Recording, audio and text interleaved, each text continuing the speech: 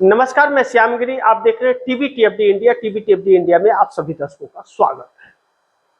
बंगाल का बवाल थम नहीं रहा है, बल्कि बंगाल का बवाल और बढ़ता जा रहा है। बंगाल के अंदर जिस तरह से ममता बनर्जी चुनौती पेश कर रही हैं भारतीय जनता पार्टी के सामने, भाजपा ने इस बात की कल्पना नहीं की थी कि ममता बनर्जी विपक्ष में आने के बाद इतनी बड़ी चुनौती बन जाएगी।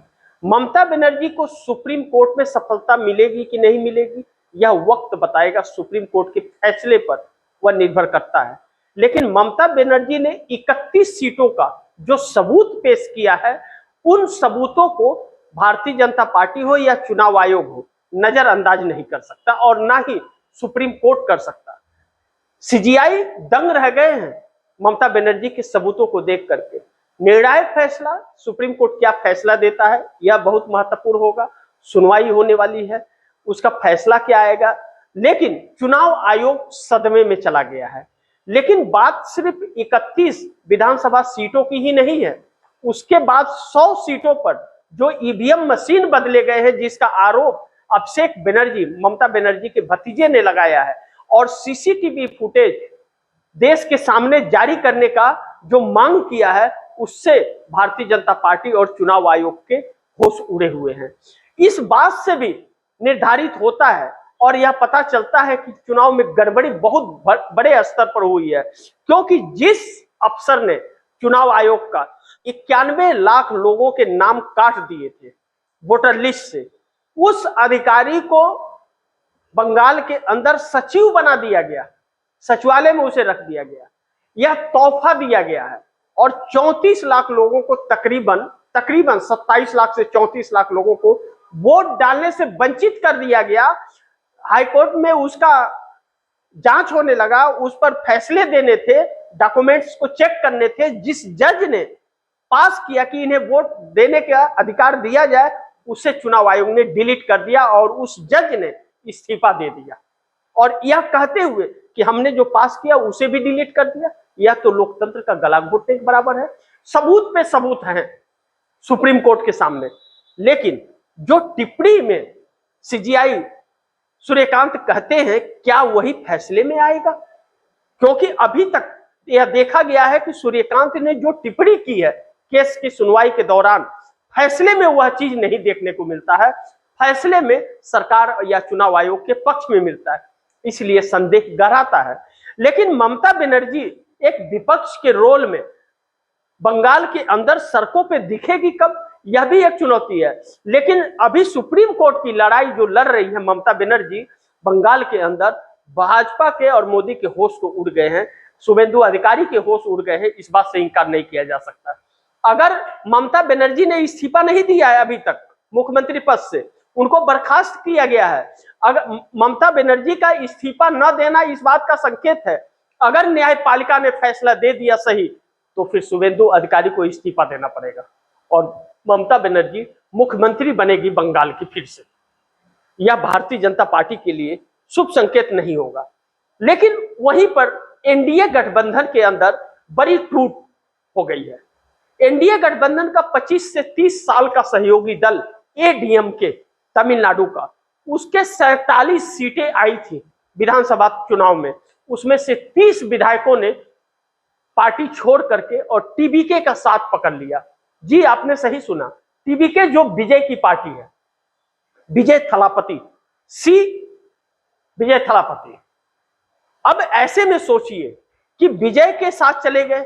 विजय इंडिया गठबंधन के हिस्सा हैं। जब उनकी सरकार नहीं बन पा रही तो कांग्रेस ने समर्थन देकर सरकार बनवाई, बहुमत का आंकड़ा इकट्ठा करवाया। जो राज्यपाल के जरिए खेल हो रहा था तमिलनाडु के अंदर, वह खेल बहुत निर्णायक था।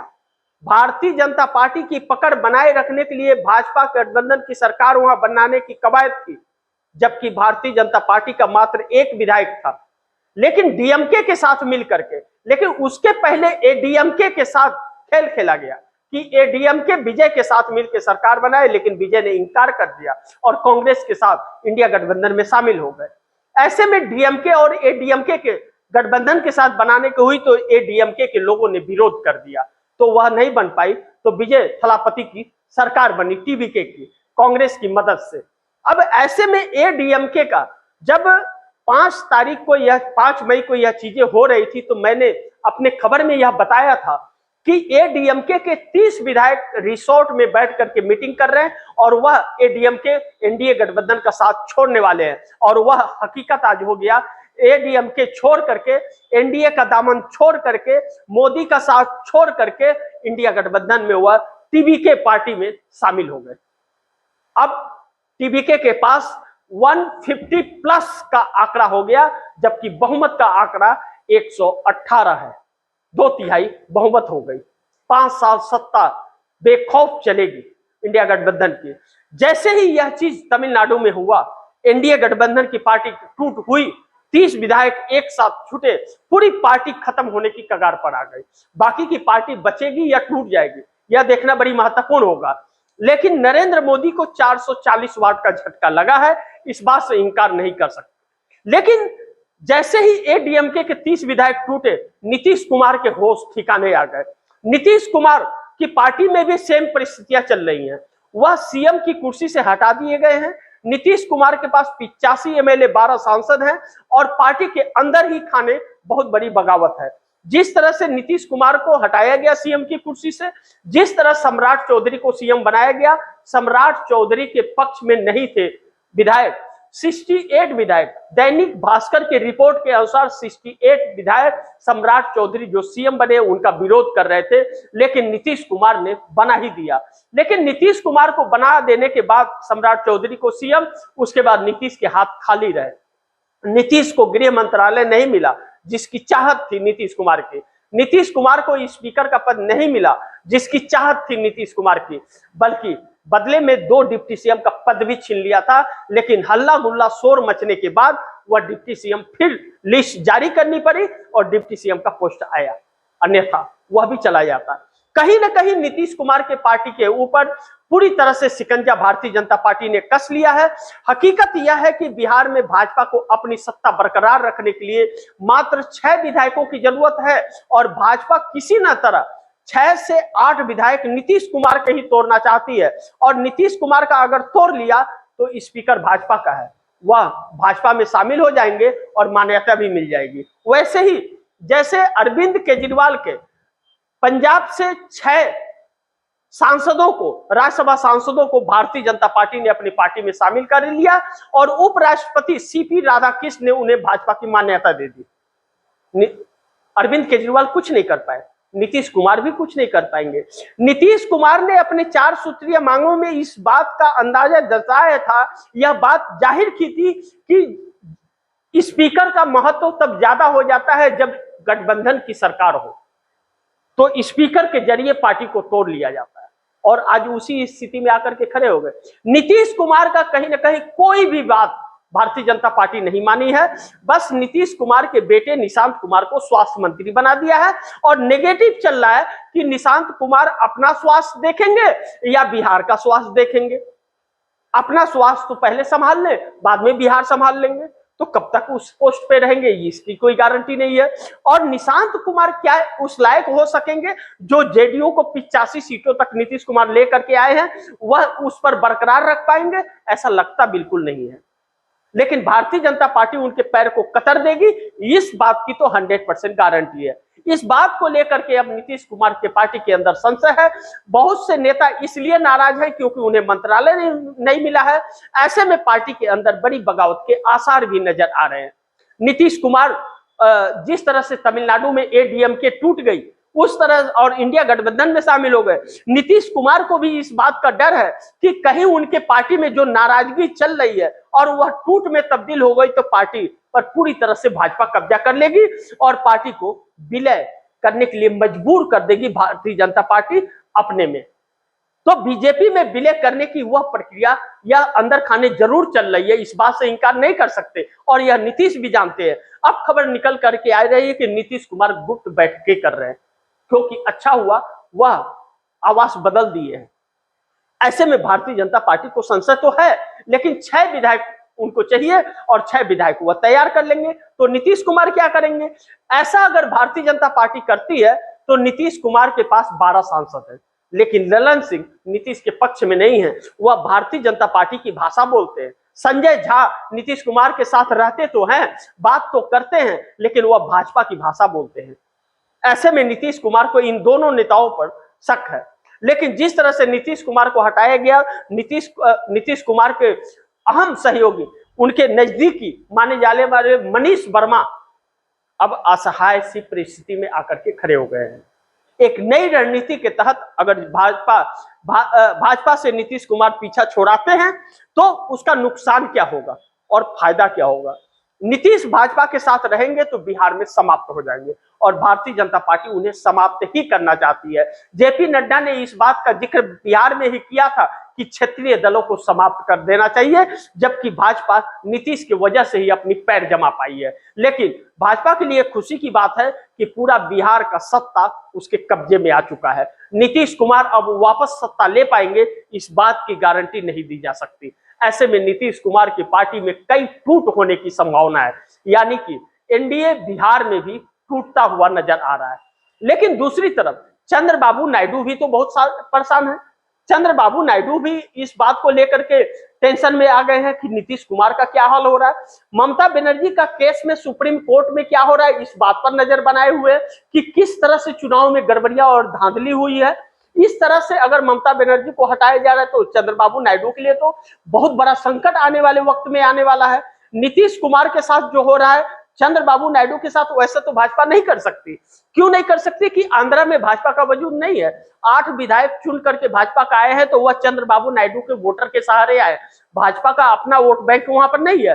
लेकिन एडीएमके टूटने से, एडीएमके एनडीए गठबंधन की हिस्सा थी और उसके आधा से ज्यादा विधायक टूट करके इंडिया गठबंधन में टीवीके में शामिल हो गए। इस बात से चिंता जरूर है कि यह तो साउथ में टूट की शुरू हो चुकी है एनडीए के अंदर, और जब टूट शुरू हो चुकी है तो चंद्रबाबू नायडू को इस बात का डर है कि जगन मोहन रेड्डी राहुल गांधी से मिलने गए थे तमिलनाडु विजय थलापति के शपथ ग्रहण समारोह में, और कहा जाता है कि राहुल गांधी के सहमति से उनको जगन मोहन रेड्डी को बुलाया गया था।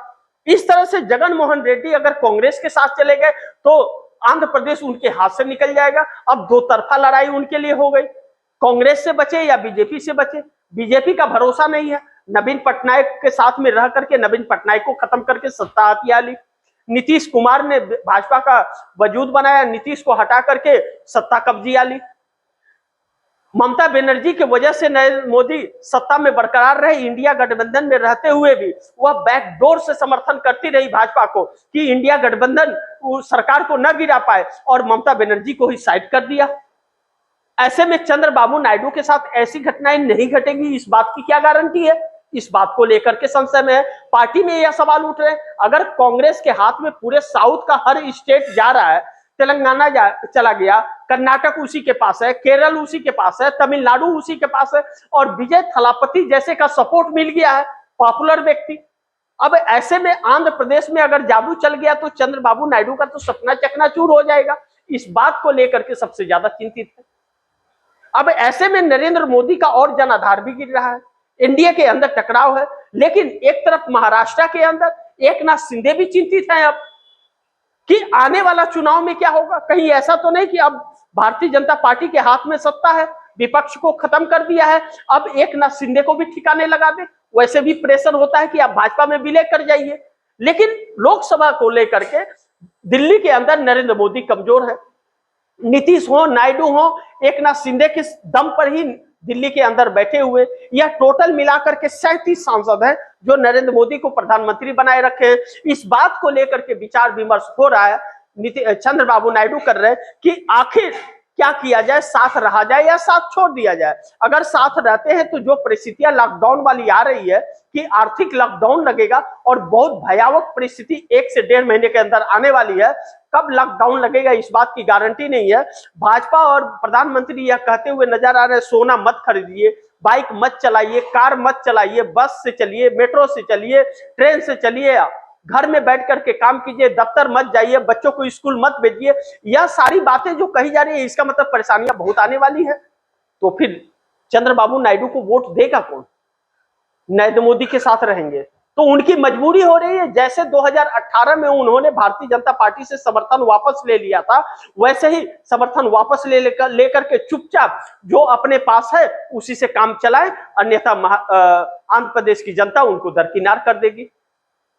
तो वह 18 सांसदों के साथ सोच विचार में लगे हुए हैं, क्या करें न करें। नीतीश कुमार अलग लगे हैं, एकनाथ शिंदे अलग लगे हुए, एडीएमके टूट गया, इंडिया गठबंधन मजबूत हो गया। चुनौती बंगाल से भी मिल रही है और जबरदस्त चुनौती है बंगाल से, इस बात से इंकार नहीं कर सकते, जो पूरे काले चिट्ठे को खोल देता है। नीतीश कुमार के पार्टी का वजूद खत्म हो रहा है, इस बात की तहकीक हो रही है कि उनके पार्टी में बगावत चल रहा है। एडीएमके तमिलनाडु में बगावत की वजह से टूट गया, भारतीय जनता पार्टी के साथ रहने की वजह से यह हुआ है। अब जगन मोहन रेड्डी कांग्रेस के नजदीक जा रहे हैं, चंद्रबाबू नायडू के लिए यह भी बड़ी चिंता की बात है। ऐसे में देखना बड़ी महत्वपूर्ण होगा कि क्या होता है, इसका निष्कर्ष क्या निकलता है। लेकिन नरेंद्र मोदी के सामने दिक्कतें हैं, लेकिन उससे बड़ी दिक्कत नीतीश और नायडू का क्या होगा, यह बड़ी महत्वपूर्ण है। 30 सांसद रह करके भी किस काम के, जब प्रेशर और दबाव न बना पाए, तो क्या हम यह मान ले कि 30 सांसद कभी भी पलट सकते हैं? देखना बड़ी महत्वपूर्ण होगा, थोड़ा इंतजार कीजिए, बहुत कुछ तस्वीर बहुत जल्द आपके सामने आने वाली है। आर्थिक तंगी से भी आप गुजरने वाले हैं, बच्चे आपके अब अनपढ़ होने वाले हैं, आपके बच्चे पैदा होने के पहले कर्जदार होने वाले हैं, आपके घर द्वार भी बिकने वाले हैं, जो परिस्थितियां आने वाली है। 25 से 50 रुपया पेट्रोल की कीमत प्रति लीटर बढ़ने वाली है, इस बात का अंदेशा जताया जा रहा है। हर चीज की किल्लतें आने वाली है, और यह किल्लतें ईरान और इजराइल के युद्ध से नहीं आई है, यह किल्लतें हमारे देश के प्रधानमंत्री की गलत नीतियों के वजह से आई है। यह चिंता की बात है। बाकी आप दर्शकों की क्या राय है, क्या सुझाव है, कमेंट बॉक्स में जरूर दीजिएगा। इस खबर को ज्यादा से ज्यादा शेयर कीजिएगा, अपने दोस्तों को भी कहिएगा आगे शेयर करें। और आपने टीवीटीएफडी इंडिया को सब्सक्राइब नहीं किया है तो सब्सक्राइब कर लीजिएगा, अपने दोस्तों को भी कहिएगा टीवीटीएफडी इंडिया को सब्सक्राइब करें। मिलते हैं अगली खबर के साथ, तब तक के लिए नमस्कार।